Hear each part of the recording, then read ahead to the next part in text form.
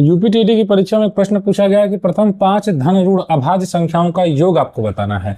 तो अभाज्य संख्याएं वे संख्याएं होती हैं जिनके सिर्फ 2 गुणनखंड होते हैं। ध्यान दीजिएगा, जिनके पास सिर्फ 2 गुणनखंड होता है, ये चीज आपको याद रखनी चाहिए।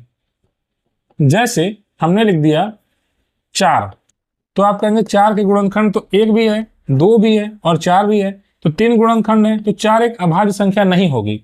हमने कह दिया 16, तो 16 के गुणनखंड 1 है, 2 है, 4 है, 8 है, फिर 16 भी है। इतने ज्यादा गुणनखंड हो गए, यह भी अभाज्य नहीं होगा। लेकिन हमने कहा 17, तो 17 का एक गुणनखंड 1 है और दूसरा 17 है, इसके अलावा कोई गुणनखंड होता ही नहीं है। तो इसका मतलब ये होगा कि अभाज्य संख्या वे संख्याएं होंगी जिनके सिर्फ 2 ही गुणनखंड हो। जैसे हमने लिखा 2, तो 2 के 2 गुणनखंड, एक 1 और एक 2, ठीक है।